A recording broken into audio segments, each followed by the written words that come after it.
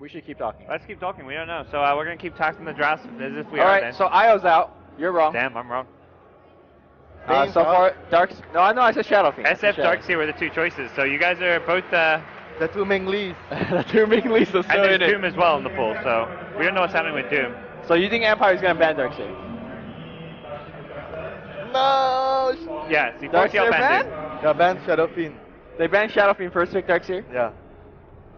Then they just leap both, and then they make sure they get something in their trade. And Like, No, they'll get Tusk Gyro is what they get. Yeah, true. Outside you of ban that, in one, game you 2 let was the other slow team and steady. take one, and you Pretty get Tusk Gyro. classic You want- anti-mage like, draft Empire where really that big you on get Tusk, pressured a though? little bit and you expect They're to be big on pressured, Gyro but for sure. they held Yeah. on and I think I'd rather what? I guess they don't want Gyro SF first two maybe. But basically, if there's 4 heroes right now, you want it to be 3 because Oh, that's rough. Responsible Mingli is out. If they give away SF, they get Gyro Tusk, so it's still good. Hey! I really do like the option of Team Empire to go ahead and ban out the Darkseer. It is, as you said, one of Nikwa's better selections inside this tournament and something that he's been playing non-stop, but it is going to leave Pycat Shadow Fiend inside. Or Tiny, actually, I guess Tiny's the only other possibility if they don't want a Gyro. Sure. Fighting early and finding the initiation, then Pycat is almost the sole damage dealer. A lot of what we saw from that second game against Vega when he's playing on the anti-mage, everybody's built around buffing up Pycat, and we're going to have to see if they're going to be able to pull off this Shadow Fiend draft. It is something they're incredibly comfortable with, but also comfortable is the Tusk for Team Empire. Oh, for sure. Give it to Funnick and you're going to be fine. Give him one of the supports, he'll be fine as well for Team Empire. We have to get to see where that Tusk is going to be going. But yeah, for 4 Clovers, they haven't really mixed up at least their desire for Shadow Fiend all that much. It seems like that seems to be just the Pycat hero. Tiny also, here we've seen a lot on Pycat. So, there is maybe a situation where they could grab that as well. Although it seems like it just is going to be the Invoker, which Bambo has played in the past. Saxa, I would believe, was the one to play it in the previous games. But Tiny is actually getting banned out now by the 4 Clover side. Empire busting out the Tiny yesterday, which is something we have not seen from them the whole tournament. Resolution played it twice, I want to say. Havos played it once, all 3 times. Pretty solid Tiny display. Oh yeah, for sure. And even before this tournament, Empire were running with that Tiny for Resolution, and it works out very well for them. Maybe they could have left it in a little bit later, but I think it's just fine for them right now. 4 Clovers have a lot of flexibility when it comes to what's going to be played in the other roles, and it's actually very interesting that they themselves ban out the Viper. What do you think Nikwa's going to be playing this game? Do you think they'll give him the slaughter that we've been seeing? No, I don't think so. I think it's going to be pretty hard for them to pick up the slaughter. But to that point, like Nikwa has been playing. It almost feels exclusively Darkseer, like he's at his most comfortable when he's playing Darkseer, and 4 Clovers as a whole, they gel really well when that hero is picked up by Nikwa. We've seen him play Slardar before, we've seen him play a couple of Viper games. I don't think we've seen him play any other like truly standout heroes. Like I don't know if you remember anything really special about that, but it seems like maybe Team Empire just going to really cut deep into Nikwa's hero pool, try to claim a win that way. And well, I mean, right now it's just Slaughter, but for sure 4 Clovers are going to struggle to find a true comfort zone for Nikwa. I think all his comfort zone heroes are already gone.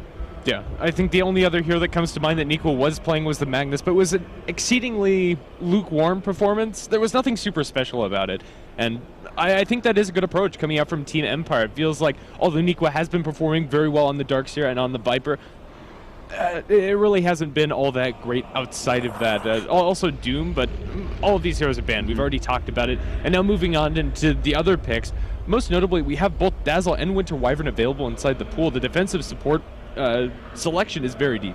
Yeah, first Winter Wyvern of the Moscow phase was the other game, and it did not work at all for Vega. A little bit too defensive, and that should not be a problem here for Empire. Just grabbing the Gyrocopter and Tusk, now having the Dazzle for some pretty sick Tusk combos, does give them a little bit of action, at least early on. So I don't think we're going to see a game like we saw in Game 1, 4 Clovers Vega, where 4 Clovers just run Vega over simply because Vega don't have any way of fighting back. Empire are ready for that. They're not going to get outdrafted and face instant loss because of that. But 4 Clovers, what are they looking at right now? I'm expecting something just like a Witch Doctor. It seems like EGM was really well positioned to go into that role, or an H Apparition. To counter up that Dazzle and effectively ban out the Huskar.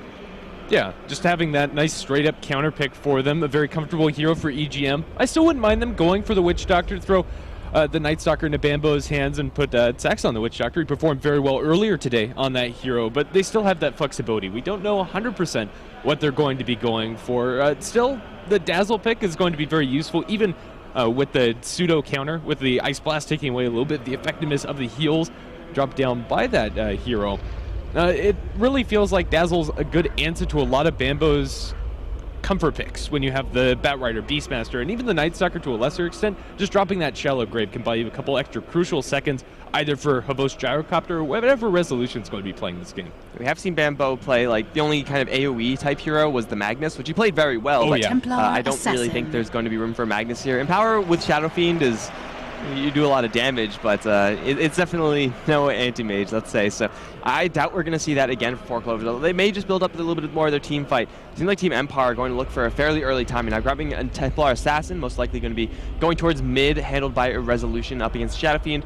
Templar Assassin will definitely have a little bit of help from the Dazzle, and maybe a little bit of help from some other heroes rotating in. It really depends on their last pick, but for Empire, they have the heroes that can go and be super aggressive. Once they get, BKBs for sure going to be useful, but Desolator and Blink Dagger and Templar Assassin. 4 Clovers may or may not have a good enough response to that. Ooh, it's going to be an Ember Spirit for 4 Clovers. I have no idea who's going to be playing the Ember here. Usually you'd say Pycat would handle this for 4 Clovers if it was selected.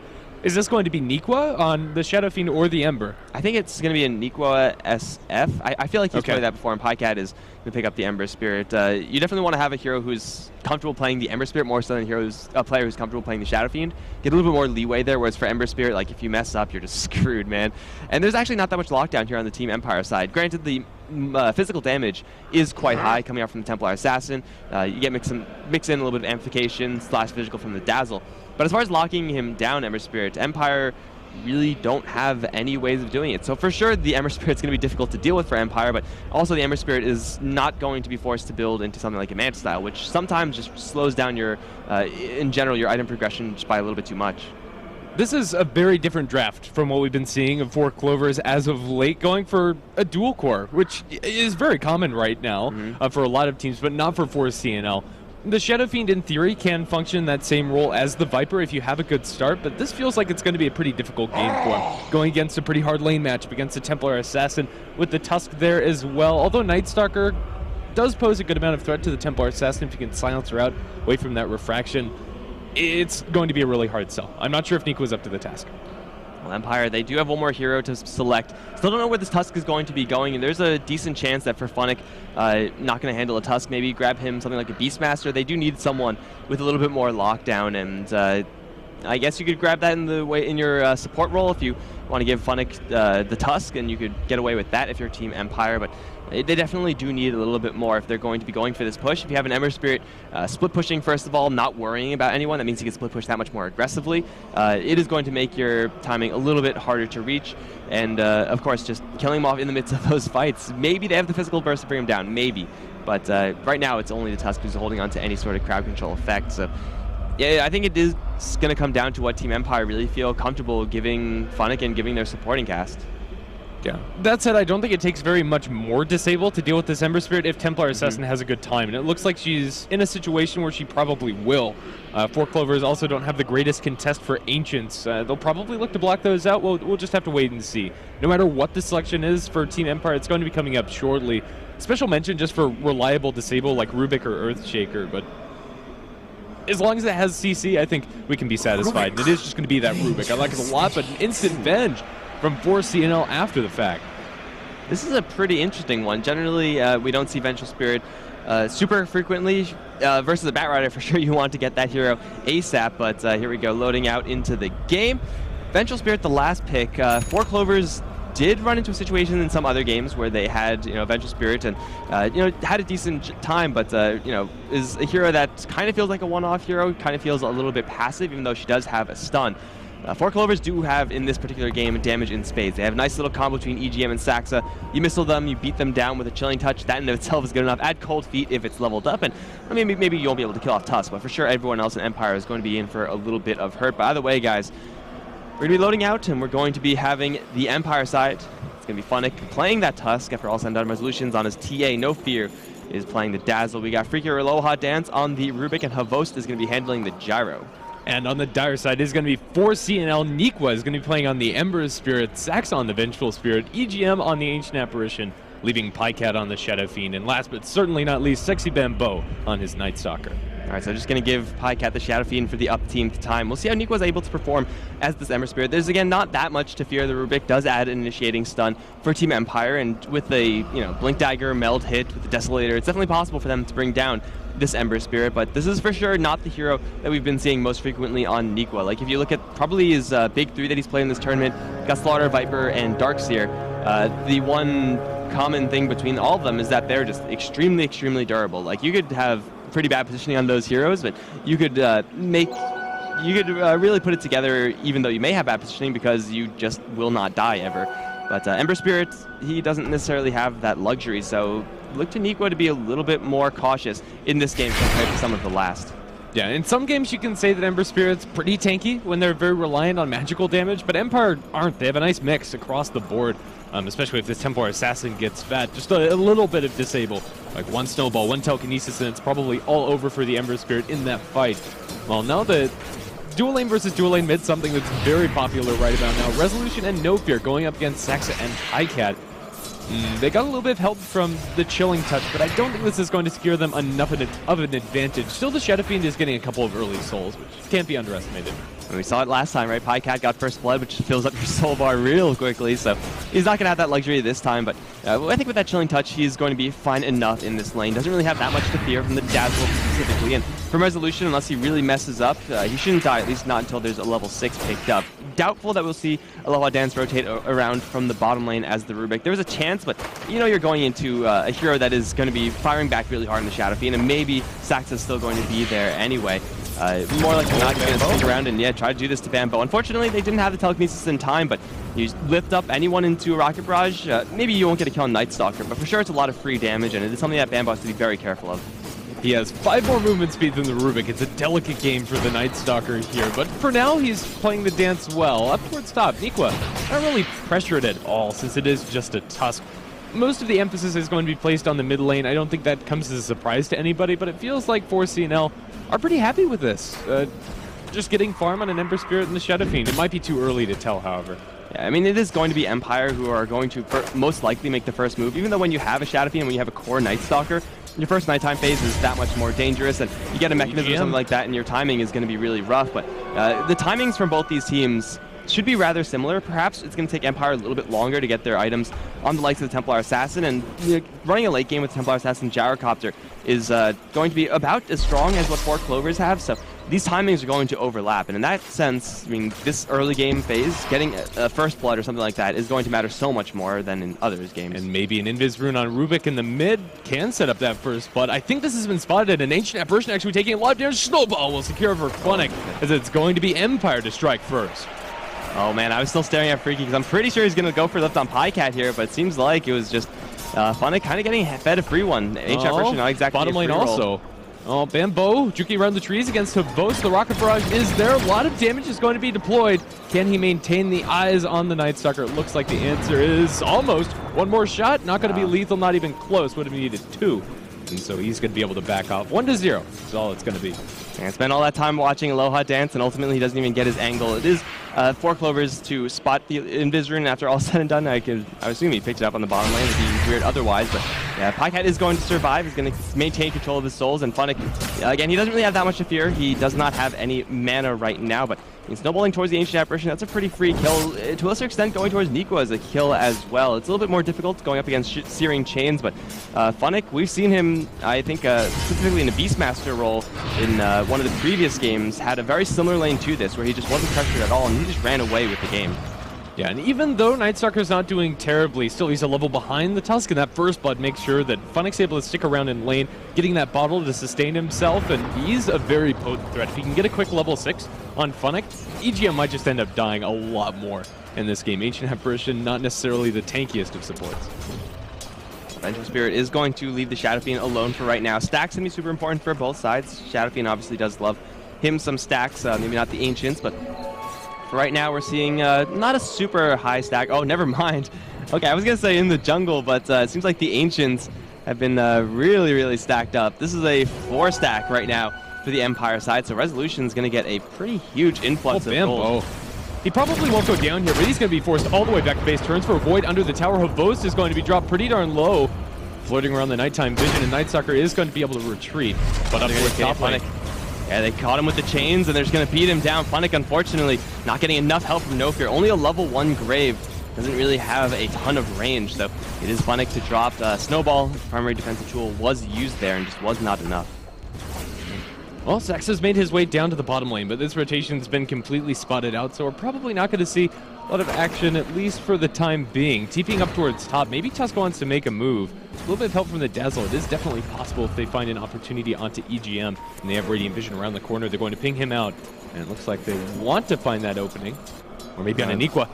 They walk under an Observer Ward, though. I don't see a situation where this is supposed to work. In fact, Niqua's just going to turn around, start burning him down. Chains will eventually land. There it is. They're going to go for Nofir. They both get put into a snowball, kind of negating those chains going towards Niqua, but Nofir doesn't really want to be here. It gets a big Shadow Wave off. Now they're going to go for EGM. Funnick still has the shards right now. Will chuck him. EGM not going to get caught inside it, though. What a weird skill, that shards. But either way, Nofir going to drop pretty low, but will eventually survive out of there. And it is going to be 4 Clovers in the end to take more damage. In fact, Funnick can look for more. As long as he catches an angle on someone, he's going to blind throw the shards, expecting EGM. He would have for sure snowballed in for that kill if he found him, but unfortunately, there was no one there. Yep. That is not going to end up being any more momentum in Empire, or in Empire's favor in the top lane, but still the Templar Assassin farms very well in lane, has those ancient stacks to work with. And Havost is untouched. There's nothing Bambo can really do to stop this Gyrocopter from farming, but what he can do is make a rotation top.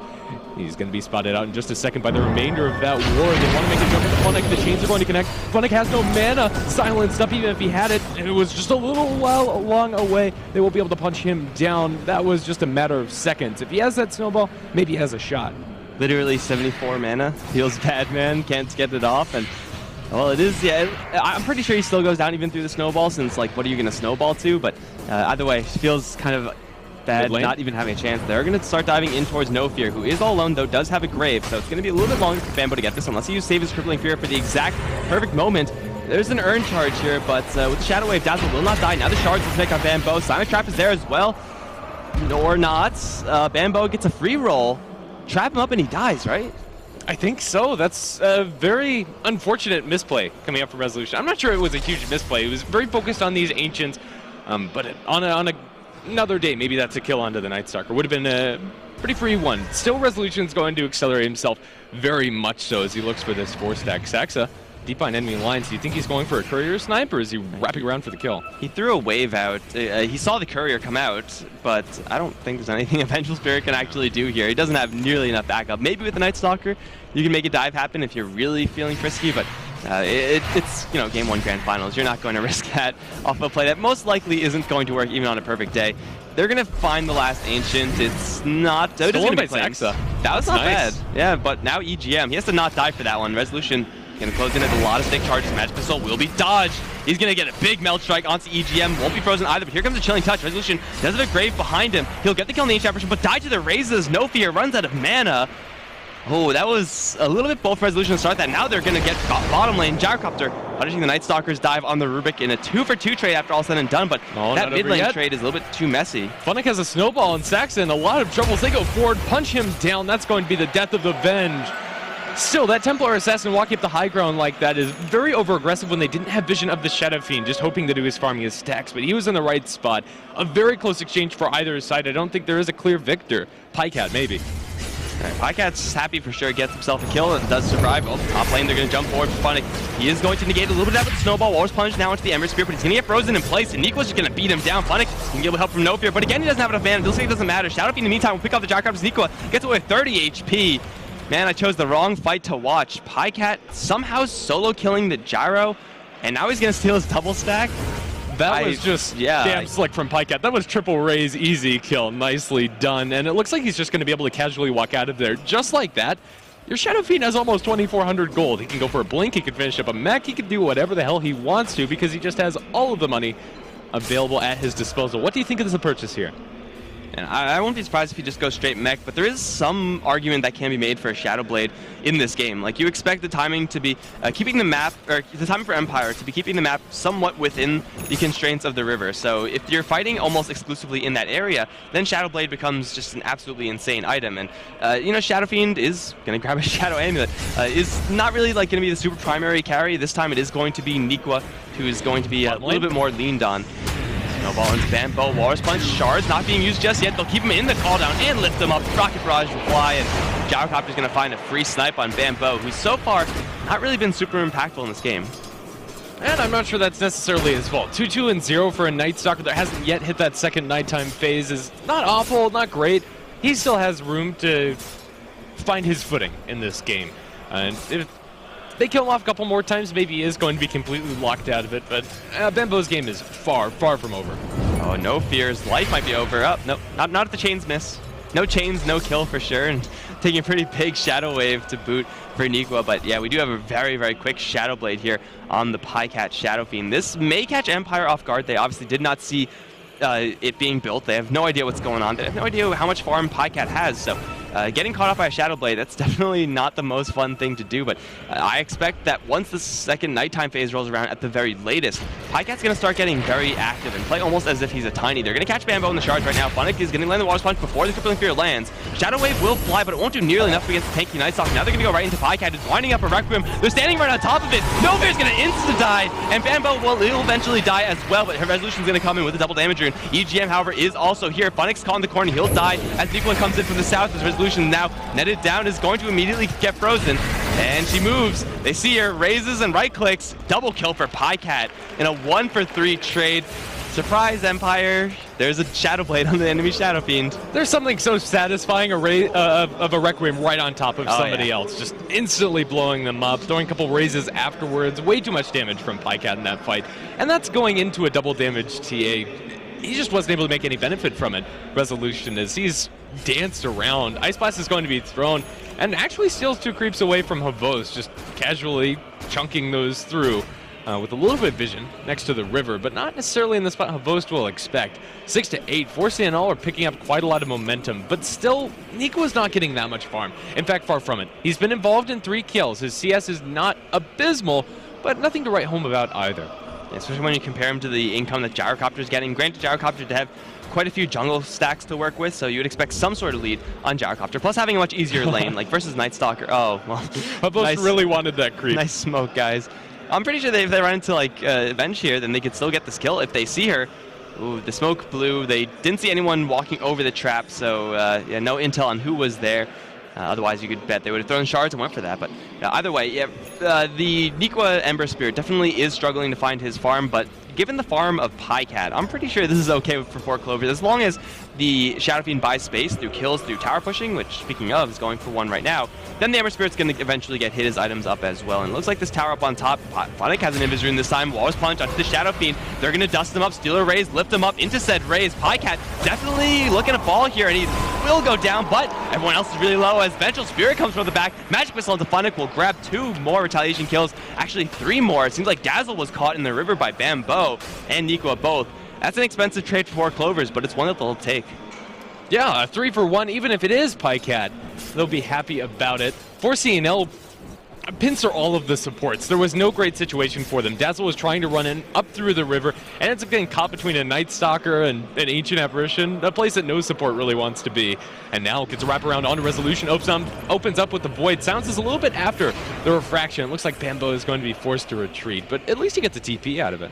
Yeah, making Resolution just a little bit more scared. Resolution's item timing, again, doesn't really come up until the Desolator is up. And even then, I mean, both may have his S and Y. Empire will be very strong, but I don't expect them to be stronger than that of 4 Clovers. They will need to pack sentries and dust and whatnot to deal with Pycat, but it seems like 4 Clovers, even when the Desolator is completed, will at least have a chance at securing their towers, at least prevent Empire from walking through all the tier 1s, or all the remaining tier 1s rather, and just getting so much gold. It seems like 4 Clovers are in a decent spot to just stay the course, especially with another smoke.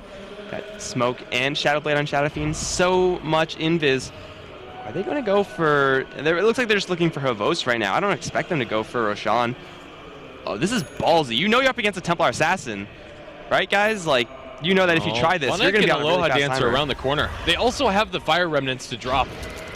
Ice Shards are going to be thrown, and the jig is up. And they're going to have to retreat. Unsuccessful smoke coming up from 4C&L. Yeah, I mean, if Bambo went in there earlier, cleared out the pit of traps, and they know that there's nothing there, then maybe, but having the traps there is one thing. Having Rubik still in Fire Spirits is certainly another. So no matter what, as 4 Clovers, no matter how much damage they're dealing, they're most likely going to be spotted by someone on Empire, and you really just don't want to deal with that right now. So smoke kind of wasted there for 4 Clovers in a really, really greedy play, at least an attempt at a greedy play. Good that they didn't actually follow through on it. But it is still like a nighttime phase still. Looks like Bambo wants to make something happen. Does know that there's someone right in the corner. I think he did just straight up see Funnick, but there is one too many heroes here to really go in on this. You don't want to go into a gyrocopter with level 2 cooldown ever. Oh, let alone the backup there too, with a lot of disable to hold them in place. They don't know the whereabouts of the Tuscan Rubik yet, but they have a pretty good idea. So they're not going to do anything right now. This is just so interesting to see 4CNL play standard meta Dota. I don't know, this is a lot less aggressive than we're used to. I mean, just having Nikwa on a hero that is almost completely reliant on farm is something that we haven't seen a whole lot. Again, gonna name his big 3 heroes. You got the Viper, who can use a little bit of farm, but doesn't really get a lot afterwards. Slaughdar just needs his Blink Dagger, and Darkseer doesn't need really anything. He's guaranteed that farm in the lanes as well, but the Nico Ember Spirit this time needs a lot of time and a lot of space, so 4 Clovers are just going to look to give him that. And meanwhile, you have Pycat shoving up the top lane. He's doing a pretty good job at forcing Empire to really pay attention to this top lane the entire time, and if you are going to look to defend that no fear, you're heading in the wrong direction. Although it seems like it might be just in time. He'll slip right around Pycat. Pycat is going to get a little bit of intel here. I don't think he caught eyes on the TA either, at least not yet. And this Shadow Blade usage probably not going to do much. Has to wait for the next one, at the very least. Do they know? A little bit of a drawing on the map coming out from the Dazzle. Oh, but they're going to jump in, looking for the Templar Assassin. Nikwa, though, is going to jump out. No, he jumps back in! What? Okay. Ember Spirit had to jump out, though, but I guess not. They're going to go in straight towards Saxon now. Snowball Walrus Punch is there. Funnick not going to get trapped by his own charge. However, everyone else isolated away by the call down. EGM just going to get 2-shot by Resolution. Now they're onto Bambo with the Rocket Barrage. Pycat's finally going to arrive. They'll pick off the Tusk in response, but Pycat's a little bit too slow to arrive. As 4 Clovers, they just traded 2 for 2. They really needed someone not to get lifted up right now, but Pycat, he's going to take a trip in the air right into the clutches of Resolution. He's going to try to Requiem, get the double! Oh, the Death Requiem on top of the normal cast, and it's 4 Clovers to instantly get a couple of kills and ultimately a 5 for 3 trade. That worked out pretty well for them, though I didn't expect that was going to be the case. It should have been. That was a mess.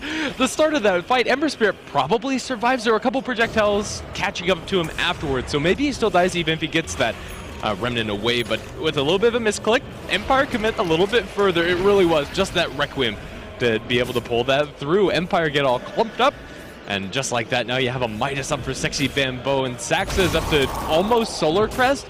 Just a couple hundred gold till you have that item finished, which is absolutely ridiculous this game against the TA and the Gyrocopter. Eventually they'll get MKBs in their build, but they don't want to be building that so early, and it really is the NS and the Venge to massively benefit from that fight. And for a second there, I thought Templar Assassin had a BKB. Saw a hammer. Nikwa fighting against Havos, remnants away. Both of them will be pretty banged up, but just fine. Here comes Pycat. There's no chance that Havos sticks around, right? Like, he has no lifesteal. There's no stack. Oh, he has a couple stacks. 1 stack. Yeah. I doubt Pycat's going to find anyone, but here's the timing for Empire. It's supposed to be this 20-minute timing. You get whatever you can on the Gyrocopter. S and Y at the bare minimum is what you want. And then you get Desolator and Templar Assassin, and then you start pushing towers. So far, Empire haven't really made a huge attempt at that, but we saw how, I mean, they had at least had a pretty decent shot over in that mid lane to take a decent fight outside of the double Requiem, which kind of screwed everything over. But it's now time for Empire to start thinking about these objectives. Going for Roshan is going to be possible, but again, you're going up against the wave from the Vengeful Spirit. You got the Vortexes and, of course, the straight-up Ice Blast from the Ancient Apparition. Sliding into Roshan and stealing it is not really easy for either side. And what does Funnick do? Okay, Funnick's just farming. He trapped Resolution for a sec. Now, Funnick does need a little bit more space to get back on pace with Bambo, and I'm not sure even if he gets a lot of farming space, he's going to be able to get that amount of farm. Nightsucker's well on his way towards having his Aghanim Scepter at a reasonable timing after the Midas, but maybe even more importantly, this Nightsucker's level 11 after that fight in mid. We're going to be up for a really fast level 16. It's going to make it a little bit harder for Empire to find any map control. Timing push incoming. 4 Clovers do know exactly what's going on, so they now see the Desolator here on Resolution. Mid tier 1, not really worth defending. It wasn't really tanky to begin with. It was at like, what, 200 HP, so should be a free tier 1 tower here for Empire. Can they get top tier 1 free as well? I don't know if 4 Clovers will be super willing to defend it, even though I do think they can make something happen if they are forced to. Forest Clovers still are just going to be riding this Nikwa train, and now going to pick up his drums. Got a Solar Crest as well on the Vengeful Spirit, just making that counter push, that defensive play that much stronger from 4 Clovers. But Empire, they have another item coming up seemingly pretty soon in Resolution. Looks like he's going to go for a BKB, and it seems like Havost wants to go for his as well. Once that happens, then they're looking at tier 2s, maybe even high ground, depending on how those pushes go. Yeah, it could be pretty difficult for 4 Clovers to fight into the BKBs. The physical damage from the Shadow Fiend is pretty good, especially when buffed up by the Vengeful Spirit's Wave, Solar Crest, and the Aura for good measure. But Ember Spirit isn't at that point yet. They rely very heavily on being able to get off Requiems like in that last fight, or the kick coming out from Nikwa is almost exclusively magical at this stage inside the game. So it feels like Empire are going to hit a sweet spot relative to the enemy team. Their cores are incredibly farmed, but maybe it is going to be the items on the supports that's going to be the X factor in the next couple of fights, especially the Solar Crest on the Venge. If they're unlucky with the misses, it could go disastrously. I mean, Miss right a now, Meld Strike? yeah, right now EGM just has a point booster, which isn't exactly, it's no acronyms, let's just say, but now even this Ancient Apparition has something, whereas the other heroes, I mean, yeah, the Arcane Boots are nice, but as far as the straight up fights, that doesn't really do anything. Got a Bracer on Dazzle. Ancient Apparition just taking a couple more hits. You know, who knows, may or may not make the difference. If Templar Assassin jumps in expecting to 2-shot the AA and instead has 3-shot him, you never know what's going to happen. So it is 4 Clovers, seemingly with more useful items right now, even though it is Empire to have the plan to go for this timing push. Whose Mango is that? Bambo TPing away from one. Nature is Mango now. It's been reclaimed. It'll grow back into a mango tree, and you know that's where everyone's going to converge. But speaking of converge, we got heroes moving towards Pycat is going to not get jumped actually. Everybody walks away. Yeah, they didn't know who else was up there. We got a retaliation smoke now from 4 Clovers. They have no idea what the hell just happened. Is there a trap in the Roche pit? No, it's completely blank. Empire, you guys got to get here pretty quick because 4 Clovers do not mess around in their Roche killing. Nikwa is going to walk over a trap, so now they know. Oh, Rubik has Remnants. Well, does that even matter? He's going to get silenced, and Bambo's going to charge at him with the Void. Freaky's going to take a lot of damage. Here comes the Ice Blast. That is going to be lethal damage. Rubik's dead. He's going to try to jump in and Fade Bolt. He will get it, but it's just a Fade Bolt on Bambo. Very well executed here by 4 Clovers. Now they actually might fight. Resolution, that's not what you want to be doing. He's going to get Fade with the Magic Missile. Now chained down. BKB does go up. Resolution's going to try to take down Pycat, but he's double life. Even if he does drop one, Saxa going to drive him away, swaps down to the low ground. Meantime, Nikwa, he's going to jump right back in as Resolution. BKB is still holding right now. Nikwa has another jump out. Pycat not too healthy. Really wants to walk away with his Aegis. Bambo in the meantime does kill off Tusk as Resolution stuck in the low ground against Pycat, who he just can't hit right now. Pycat just wailing on him. One more raise, not quite going to do it, but Nikwa, he's going to cut him off with the chains. It's a big melt hit for his troubles. Resolution is chained down still and will fall. Bambo looking for someone else. He's going to charge forward. Looks like he can't quite find an angle. 4 Clovers taking Roshan, and then Empire, I think, really weirdly taking the fight afterwards. That was a really nicely executed fight coming out from 4 Clovers. Just knowing the bounds of their heroes. Ooh, mid lane Bambo. Go for a little bit of an aggressive dive. Is going to be able to get out of there afterwards. But yeah, back to that fight. Empire go in a little too over-aggressively for 2 things. The remnants on the Rubik made him feel a little bit more comfortable, but once he was silenced, that doesn't stop them. And then Empire lose the Roshan. And then after that, Templar Assassin really wants to use her BKB, but just really good management of the high ground, low ground, and the space between their heroes as Pycat double damage chasing after 4. Aloha dance. Jesus. All right, that's just not even fair. But so 4 CNL now with the Aegis, now with the momentum, are feeling really good about themselves. Bambo actually not going to go for Ags. It's going to be a BKB next for the Night Stalker.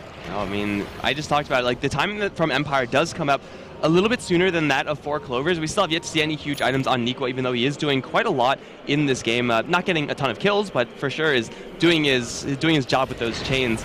4 Clovers do have heroes with the potential timings to go maybe like a 25-30 minute timing, especially since they're not really running into too many hiccups. Kind of getting a freebie there from Empire. I can understand how Resolution, you know, he knows that the enemy has an Aegis, so he knows that if they are able to group push, then my BKB, like in the fight afterwards, is not going to be used how I want it to be used. I want to be using it to push towers and, you know, getting gold for myself, so I might as well try to, you know, balance things out right here, right now. But you're going in with not your full squad into a team that just grabbed Aegis. It was kind of a suicidal play to begin with, and I don't think it was the right one from Empire. Let's see how much 4 Clovers can actually get out of this, and let's see how much Empire can salvage while their base is being pushed. So far, it's just a tier 1 claimed by 4 Clovers. They're not going to stop here, though, and well, one of the moves that Empire can make is picking up this gem on No Fear to try and scrap together as much map control as possible away from the enemy's side. Right now, for CNL's ward coverage isn't super impressive, but it's not bad either. They are going to place pretty deep ward. This is being madly by the Templar Assassin. They know about it. We'll have to see what they're going to be able to do. For now, 4 Clovers are controlling the enemy woods. Empire, not to be outdone, are pretty much farming about the same space that 4CNL are. The ward coverage is kind of spread out here for the Empire side. They do have an Observer Ward and Sentry combo, so they'll see the Shadow Fiend should he come in, but other than that, going super aggressive into the enemy tier 2s when you know the enemy's going to want to be pushing in is kind of risky. Sexy Bambo, smoke going to be blown on Resolution. He's going to have the BKB available, so I don't expect Resolution to die right now, especially if they don't catch up to him with the Void. So it looks like 4 Clovers smoke is going to be ultimately unsuccessful, though. Pycat and Nikwa still smoked up. Going to run into a Vos right now. Pycat is going to get maimed first hit. Bambo going to run right in silence of Vos right now. Wave flies through. This gyrocopter really vulnerable with the nice shards from Funnick. Going to wall everyone else. They will lose the gyrocopter still, however. And they're going to jump right over those shards, going straight towards Resolution. Ice Blast going to come right in. It will apply the chilling effect. Nikwa does have a jump out. Saxa, maybe he does not. As Resolution's right on top of him with the BKB. They do grab the kill, force Bambo into a corner. Vortex stolen. Everyone in 4 Clovers really clumping up for some reason. They have to spread out a little bit more. They're going to jump forward, looking for Funnick and Resolution both. They know exactly what the Templar Assassin is. Funnick is trapped. He does not have much of a way to escape, and he's going to fall eventually. Resolution going to try to pick off EGM. He will do so, but he dead frozen down, and now he should follow, though, with a big heal bomb. They're going to lift up Pycat afterwards. Pycat should be able to secure Resolution, especially with the Requiem being wound up. Resolution still surviving. He's still surviving. He's going to go for Pycat. Resolution returned now by Loa Dance, but it's not enough. They do lose the Templar Assassin and Gyrocopter both, but it's a 3-for-4 trade in favor of Empire. That was ridiculous. How did he pull that off? Templar Assassin was able to survive so long, got Meld Strike after Meld Strike, and it was looking okay for 4CNL until very late inside that fight, but they just didn't quite have it. Pycat's going to lose his Aegis. At least he gets out after the fact, so there's a silver lining for 4CNL in that exchange. But a lot of gold, especially gained by the Dazzle, who before that fight was dirt poor. And now you're sitting on a good amount of net worth, even more than that of the Ancient Apparition. He maintains control of his gem as well. Usually losing support's not really a terribly huge deal, but when your support has a gem, and gotta try to keep that hero alive. Rubik also walks away with a fully primed Requiem. Not a bad haul from one fight's worth. That being said, it is still Pycat to survive. He's still on top of the net worth chart, but Empire, they, even after having lost the Gyrocopter, the first thing in that fight, still put up a hell of a fight with the Templar Assassin just refusing to die right there. You would expect 4 Clovers to be able to deal with that just a little bit better, but I think getting jammed up in these trees really, really hurt them. They just were all affected by the Ice Vortex, which is stolen by the Rubik previously, and that's just killer, man. You're not moving anywhere anytime fast, and you're talking about heroes like Ember Spirit, like Night Stalker, who need to be able to run around those fights and really maneuver themselves into their correct targets. Can't even Remnant really quickly once you're slowed down by the Ice Vortex. So it is going to be, I think, for the most part, an even fight. I think you can maybe even make the argument that it's an Empire-favored fight, but you'll probably be a little bit wrong. It is, they did have a couple things going well for them, but not to the degree that I would call it a win. They're now going to smoke up. Looks like they're looking for someone on 4 Clovers. Ideally, they want to run into Pycat farming this camp. Unfortunately, there is nobody there. Are they really going to go for tier 2 straight? They still have Desolator. Haven't seen this yet from Empire simply because they have not had the chance, but now it's time to crack tier 2s. And long BKBs on both of their cores. 10 seconds on Havost and 8 seconds on the Templar Assassin. Oh yeah, just trading towers is pretty good for Empire. They have a good amount of pushing speed with that Desolator, whereas the Ember Spirit and the Shadow Fiend aren't doing as much individually. Put together, they can put up a good fight, but you know what? It looks like Empire are going to get a vastly superior trade here. I'm not sure if they want to take the engagement to 4CNL necessarily, but they're going to have a head start if they want to go high ground here. The tier 3 tower is going to sustain some pretty heavy damage as Resolution's going to open up into it.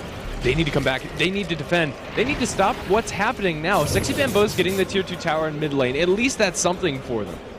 Well, so far it's a 1-for-1 tower trade. It is going to be the tier 3, however, 2 fall, and now they're going to crack up high ground. This is kind of coming out of nowhere. 4 Clovers really slow in getting into position. They're going to freeze down Resolution's going to jump in. However, BKB comes up super late. Ice Blast is going to fly through, and it looks like that will be lethal damage eventually. Also lands onto the Rubik. He will pop. Pavo's going to try to teleport out. Nothing to interrupt that. Can they interrupt anyone else's TP out? It seems like no. It will be the tier 3 to fall. Range Raxes was being focused down, so Empire not going to get that, but they do get a 2-for-1 tower trade. No, it was actually a 2-for-2, I guess, though it was a tier 3. 4 Clovers able to blow up the still soft Templar Assassin. She didn't expect to get stunned immediately after blinking in. No, that cold feed in a lot of these fights has been the bane of Templar Assassin. And it's not something that you immediately think of inside these engagements, but Ancient Apparition, on top of that, cold feed's now going to have an Aghanim Scepter up, but a double damage Sexy Bambo leading the charge in mid. 4CNL want to go for the snapback. The Templar Assassin's down for about 30 seconds, and maybe they can get a tier 3 tower of their own in mid lane. They're already working onto it. They open up with the Void onto Vos, but no further follow-up. Gyrocopter for now is going to be fine, and it looks like they won't be able to find as clean an opportunity as they would have liked to actually go for a high ground push. I mean, that's fine. 4 Clovers still need these items to come up on Nikwa. He has the drums, power treads, but his farm speed is really falling behind. Even that of Sexy Bambo, who, I mean, the guy, I guess, granted, does have a hand of Midas, but you would expect Nikwa to, be closing in at least on his Battle Fury, maybe even looking towards Baby Crit at this moment. Unfortunately, not going to be happening. He still has to work that Battle Fury together. So Empire, they know that they are going to be, again, the ones to be in the driver's seat as far as making plays and forcing fights. And 4 Clovers are still going to be kind of on this rat phase, but Empire really have to be careful. I really do feel like the only reason they got those towers and all that damage into the range rack was because 4 Clovers were a little bit too slow to arrive. If 4 Clovers were actually all there, there's no chance that that tower goes down. Fair enough. Well, Sexy Bambo sitting on quite a large lump sum of gold. If he goes for the Aghanim Scepter, I don't think anybody could blame him. But this game, I think maybe going to a little bit more damage on Bambo could be preferable, since he already has a lot of attack speed with the Midas and the power treads. Getting a Salt Cuirass for the team seems like a really good option. Let's see. I mean, he has, again, a lot of time. Well, Darkness is getting popped by Bambo. Runs into a couple of random illusions. The rest of the team, however, wrapping around Resolution, who just uses his blink to get Dire to go in the wrong direction. He's going to try to go for EGM, puts up his BKB. EGM, though, has his Ag, so he's not an easy hero to instigate. Resolution, he's going to get Grave, but the Ice Blast is going to fly in. That will not hit. Although, oh, he's in the Snowball. It actually didn't connect at all. So now Snowball's going to go in right towards Nikwa. He's going to get instigated by Resolution. Going for Saxa, brings him down eventually as well. Ricky in the meantime, plus a Vos will fall in a 2-for-1 trade. How the hell did Vengeful Spirit survive? Solar Crest and Ghost Scepter, I suppose. Now they're going to go for Bunnico. Snipes out the Vengeful Spirit, but runs right to EGM. He's going to snipe that hero as well with the Walrus Punch. Bunnic getting a lot of kills before he goes down, but he eventually will do so. Resolution is in the trees. Void. Oh, Bambo not able to find him in time. It is going to be a 3-for-3 exchange after all is said and done. Resolution and Pycat both live. When it comes to the actual gold trade from both of the teams, it's almost dead even. Losing a Gyrocopter on one side, losing the Ember Spirit on the other. I don't think that's a clear-cut victory for either side, honestly. It isn't going to change the state of the game, as we're kind of cooling down and waiting for that Roshan. Pycat is still a monster, still has a lot of farm to his name, but is it going to be enough? Resolution seems to be getting a little ahead of himself in a lot of these fights. Maybe it works out in a different situation. Still, I think he does need to slow things a little bit down. If they do, I think Empire have a much better chance when they have the BKBs up for both of their cores. But the Magic Community is starting to wear down. 6 seconds on TA and only 8 seconds on the Gyrocopter. And we're seeing the effects of these items on these supports. Like Rubik has Force Staff almost. The Dazzle does have Force Staff, which, I mean, these are decent items to have. But when you're talking about dying to a Templar Assassin, Vengeful Spirit with Solar Crest and Ghost Scepter is going to take a long time for Resolution to bring down. Similarly, the Ancient Apparition, just really bulky. We saw it would have taken a Resolution like 4 or 5 shots with Meld included to take that hero down. These are not heroes that Resolution really wants to be going for, and take so long to do so. It's just a waste of damage output from Empire. They're going to try to steal the Roshan, however, Nikwa is going to see everything with the Remnant. They're going to instant get Freaky to start things off. Aegis is going to be grabbed by Saxa, swamps his way in. Requiem on the outset of it. They'll drop Phonic afterwards. Resolution, he's going to hit with the chilling effect. He'll die, and Havos will as well. It's a full 5-man wipe in favor of 4 Clovers. And Saxa, he's going to pop right back up again. 5-0. Did Roshan die? It died to the Dire. Ember Spirit sniped the last hit. That was everything and then some for 4CNL. You go into that Roshan contest, you do not expect everything to go so perfectly. Ember Spirit makes the Remnant in with the Sleight of Fist. I think that's what got the last hit, but regardless, Dire picked that up. And then Vengeful Spirit gets the steal. Then everybody from Empire dies as they're caught inside a huge Ice Blast. That is game-winning, pretty much. Mentioned it before, man. Like, if you try to go into the Roche Pit for either side, most likely you will be spotted, most likely you will be punished. And Empire, they got really close to being able to steal that Aegis and move forward, but it looks like that's just not going to happen because now they're going to lose a tier 3 of their own. Focus Fire on the melee racks is going to bring that one down. Top lane still has a tier 2, so not staring down the barrel of the gun just yet, but still losing racks is off of a massive fight for 4 Clovers, and Empire, they are no longer at their timing. They will have another phase in the later stages of the game where Gyrocopter and Templar Assassin will still be able to get their Daedalus up, or MKBs, items such as that, and then maybe assassinating these heroes on 4 Clover side will be a little bit easier. But as long as 4 Clovers keep taking fights like I keep getting a marginal amount of farm, they don't even need a lot on their supports, them being able to kite around the Empire cores, letting Pycat and Nikwa do their thing, it's going to be really hard for Empire to bring this back together after having missed their timing. At this point, the evasion coming out from 4CNL is starting to get pretty ridiculous. Butterfly's up for the Shadow Fiend. Not only is he going to be hitting ridiculously hard, but Empire are a little bit far away from having the MKBs that they really do need. Demon Edge is up for Gyrocopter, but Resolution starts off with going for the small Chrysalis, and at this point, I think he might be regretting that a little bit. He needs some way to pierce that evasion, or else 4CNL are just going to run through them inside these fights. The Solar Crest has already shown massive value. He's getting a lot of vision. He's going to see Funnick. His Invis rune is going to run out. He's going to open up on the Tusk.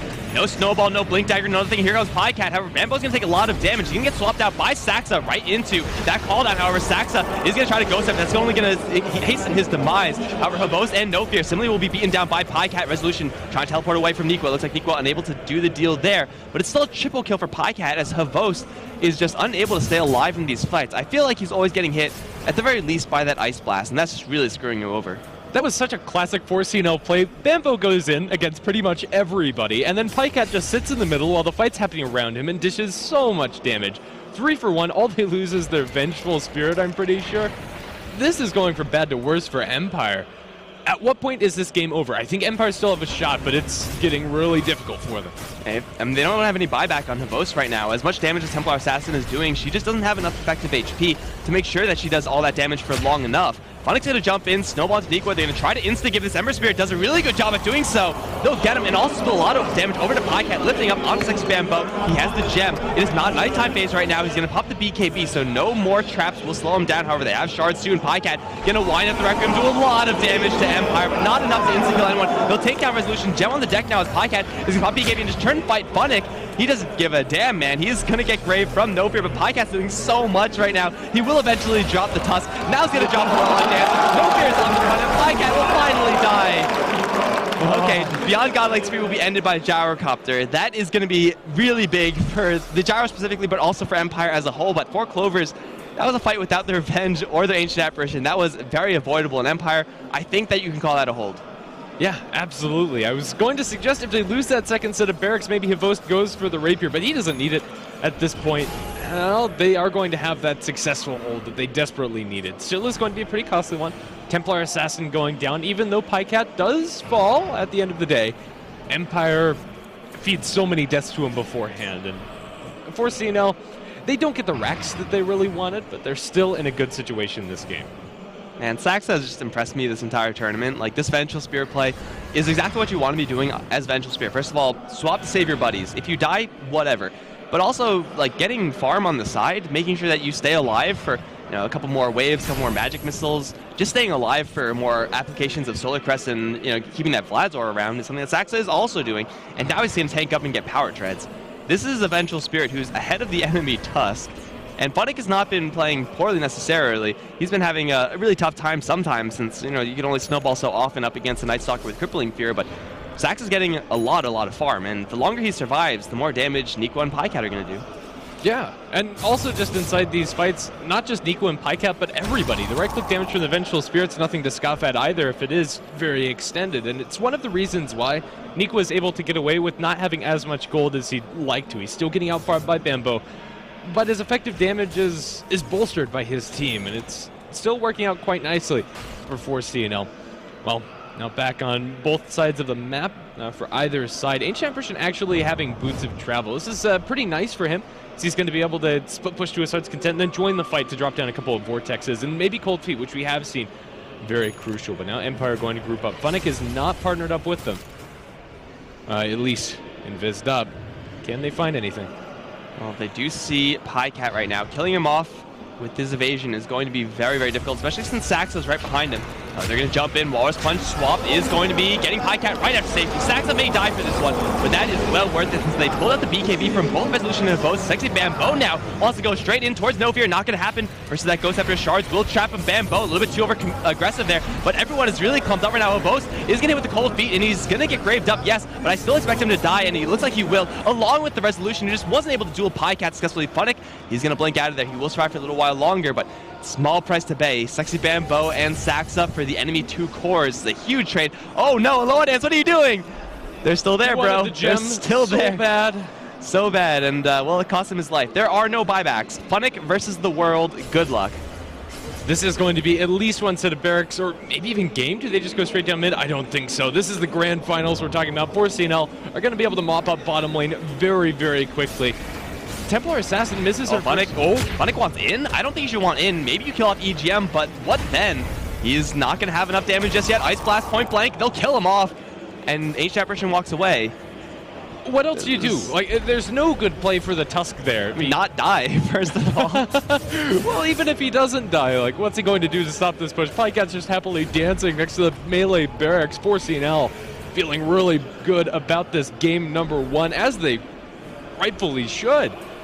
Oh, my goodness. Just the last couple minutes of this game, starting off with that disastrous Roshan fight, completely turned this game on its head. I mean, it was just 4 Clovers. I think it was the success of Pycat's early game that really did it. And how often are we going to say that this turn? We've said it like almost every single 4 Clovers game, and there have been a lot.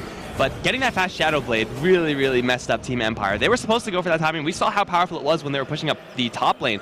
Again, this range track is very weak from before. They were easily able to take down the tier 3, but having to fear the Shadow Fiend, having to fear the really, really farmed surviving Vengeful Spirit means that Empire's timing push wasn't able to get going. And after that, like, Nico at this point has his Daedalus, has his Battle Fury. He's full Ember Spirit mode at this point, but it's still Pycat that you have to fear the most, especially since Sully's going to run to Freaky right now. Bambo's going to void him up. Force staff the wrong way, bro. I mean, that wasn't going to save him anyway. It is going to be Aloha Dance to fall now. No Fear. He's got to be pretty scared up against this. He has a Grave, he has a Ghost Scepter, but the Ghost Scepter only increases the Void damage, the raise damage. Oh, Sax is going to get the swap in, and No Fear will die to someone here. It's going to be Ember Spirit to steal the last hit. Good job, Nikwa. Top lane is going to be pushed in, and without their supports, I don't think Empire have much of a shot. If we take a look at the net worth chart, top hero, Shadow Fiend by such a large margin. The next 4 heroes are reasonably close together, but then you have to deal with Pycat, who is a league above. Bambo. Oh, he's inside the base, going for me. He's going to get snowballed up, but he's so damn tanky with the BKB. Look at the crits. Bambo might end up going down, and he will, but it's a double kill for Pycat. My goodness, Bo's trying to run away, but there is no running from the Ember and the Ice Blast, and that's going to be GG. Game 1 going to 4 Clovers and a Leprechaun.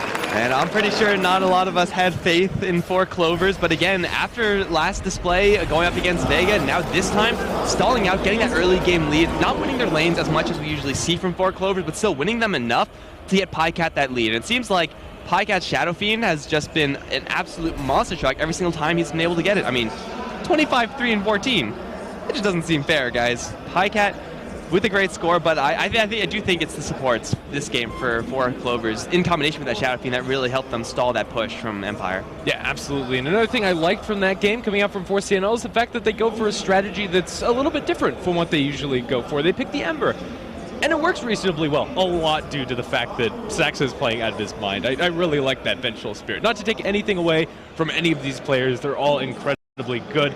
Still, I don't think that's going to dampen Empire's spirits too much. We saw them yesterday lose game 1, the best of 3 in the upper bracket finals, and turn around that series 2-1. I think they could probably do the same here. All right, guys, this is going to be it for game 1. 4 Clovers is going to take it best of 5, so we're going to set it back over to the panel.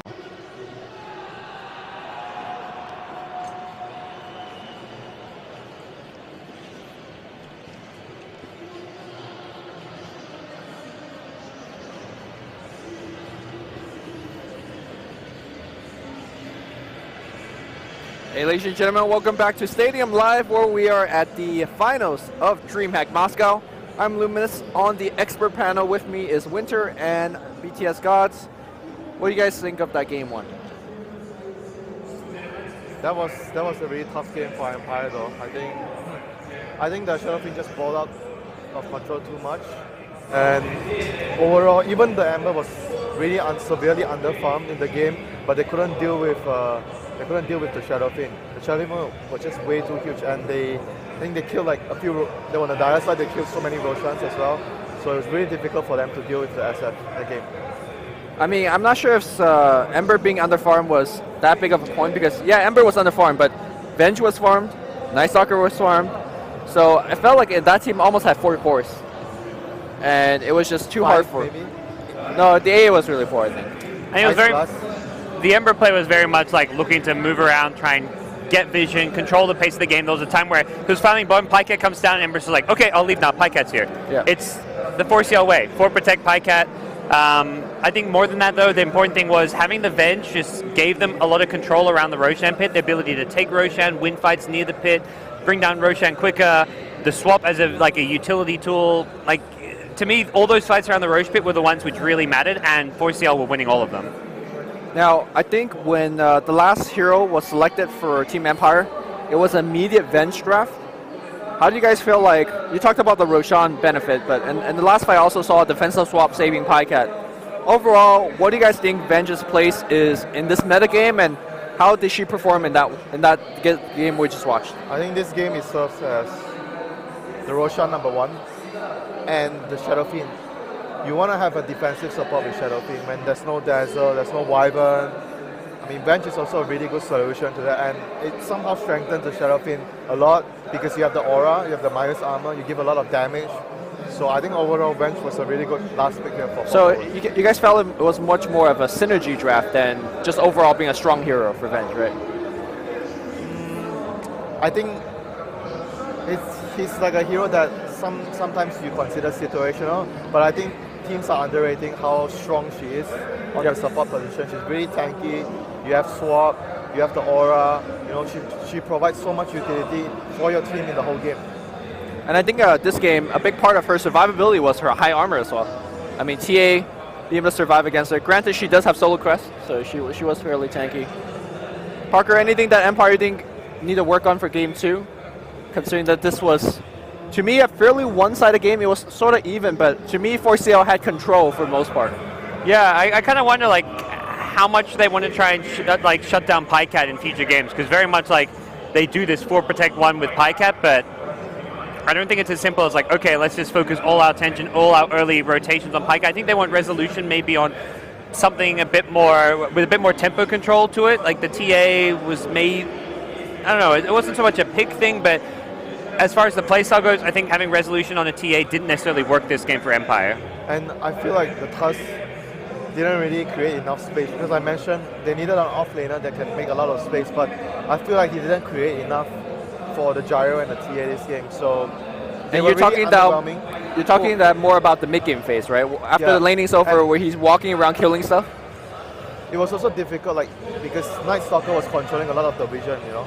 Like, he did make some, but don't you feel like they don't have enough space? It doesn't feel like he was able to provide enough for the TA and the Gyro to become stronger than the SF. Do you feel like maybe a hero like Clockwork give you the rocket vision against Night Stalker, give you the hook in the team fights? Yeah, I think it won't be good against Avenge. The Rubik was pretty underwhelming too. Like the Rubik it was very hard of a Rubik game too. There were so many heroes that could, as Night Stalker, there's a lot of heroes that can kill him easily in the game. So I feel like, personally, I felt the Beastmaster and then the Tusk on support would have maybe worked better compared to the Tusk offlane. He did get a first blood kill, but after that, his presence in the game fizzled. Like, he didn't do, like, it wasn't even his fault. It was like, it was really difficult for him to do stuff in the game. I thought AA was pretty a key hero in these fights. Yeah. The fights gets drawn out, and we saw the AA kind of versus Dazzle, and then he just shuts him down. You get a good Ice Blast on 3. They have so much burst, actually, I think. Yeah. They have so much burst. Like, everyone basically has a high output of damage. Even the Venge, you know, the Venge as a support, Magic Missile, and the Aura, you're actually outputting so much damage in team fights, but you just don't notice it. But Venge is actually doing so much. If you compare to the enemy support like the Rubik, Rubik doesn't do much in team fights. Like, in terms of damage, it doesn't do much. And you're not really moving anywhere. Like, the Ice Vortex is spammed on the ground every single fight. Like, you're kind of just like stuck in place, committed to a fight. And that was where, like, as long as they could keep Pycat's SF alive, which they did a great job with the swaps doing, you were probably going down. They basically have defensive plays. They have vision from Night Stalker. They have Roshan control. Yeah. And they had their early game was okay, like considering everything. The only issue they had in the game was the Ember being underfarmed. So imagine if the Ember wasn't underfarmed, this game is like over, maybe 20-25 minutes, it's over. And when you say the Ember was underfarmed, that was going towards more farming efficiency, right? He could have hit the jungle camps a bit more.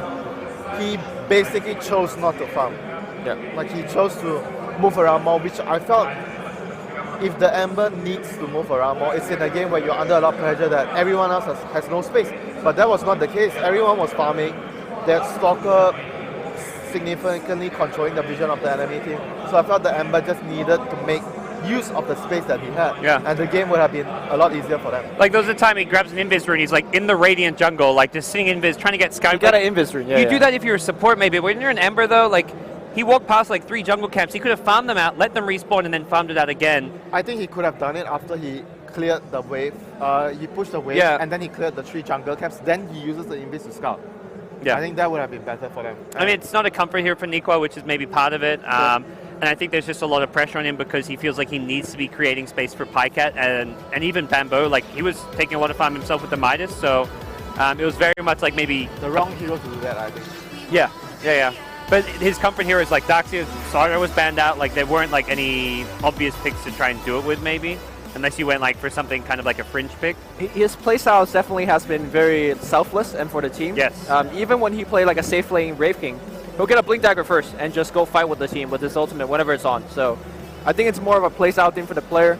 As we go on with this best of 5, we'll kind of try to look for more of that kind of stuff. I imagine though he might get his Darkseer next game, as I think some of the heroes are going to get adjusted and banned. Now Shadow Fiend might move back to the ban list.